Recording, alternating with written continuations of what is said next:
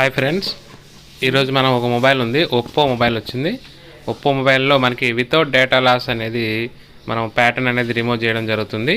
ఎలా చేస్తున్నానో చూడండి. రెగ్యులర్గా అయితే ఒప్పో మోడల్స్లో చాలా వరకు డేటా లాస్ అయిపోతుంది.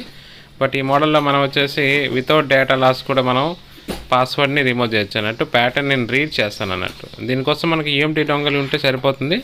యూఎంటీ డొంగల్ అయితే మన మొబైల్ వచ్చేసి క్వాల్కమ్ చిప్ సెట్ కాబట్టి మనం ఏం చేయాల్సి వస్తుందంటే దీనికి సపరేట్గా ఇంకొక అప్లికేషన్ ఉంటుంది, QC4 అని.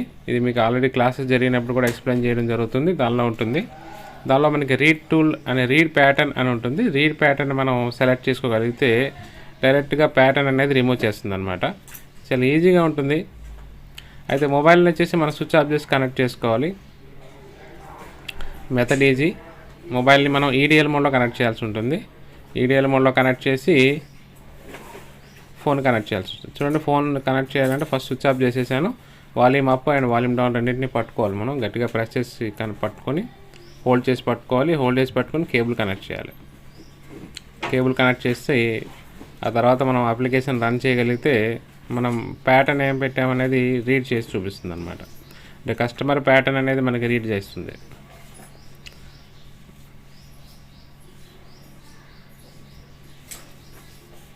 వెయిట్ చేయండి, రీడ్ అవుతుంది. ఓకే, రీడ్ చేసింది. అది కొంచెం టైం తీసుకుంటుంది, మనకి ప్రాసెస్లో ఉంది.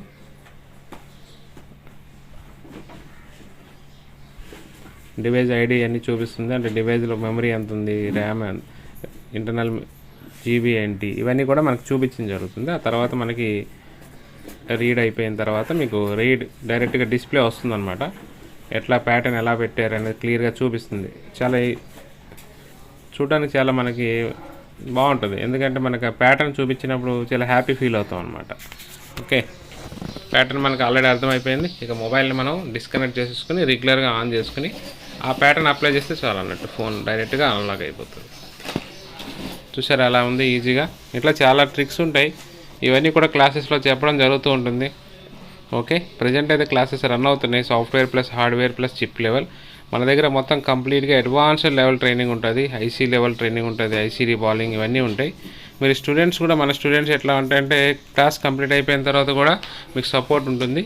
చాలామంది స్టూడెంట్స్ కాల్ చేస్తుంటారు. సక్సెస్ అయిన విషయాలు చాలామంది పంపిస్తుంటారు. సార్ నేను CPU రీబాల్ చేశాను, అదర్ ఇష్యూస్ ఉంటాయి. ఇక ఏమైనా కూడా మన సక్సెస్ రేట్ అనేది చాలా ఎక్కువ ఉంటుంది.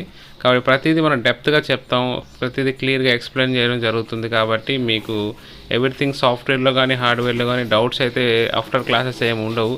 ఏమైనా ఉన్నా కూడా మనం వాట్సాప్, టెలిగ్రామ్ గ్రూప్స్ కూడా ఉంటాయి. వాటిలో మనం కొత్త అప్డేట్స్ గురించి డిస్కస్ చేస్తూ ఉంటాం ఎవ్రీడే. ఓకే, ఇక మీరు యూట్యూబ్ ఛానల్ ఆల్రెడీ చూస్తుంటారు. నేను day by day any video కూడా పెడుతూ ఉంటాను. ప్రతిదీ ప్రాక్టికల్ చేసిన వీడియో చాలా వరకు మనం వీడియోస్ పెడుతూ ఉంటాం. ఓకే, చూస్తుండండి. Thank you for watching. Thank you.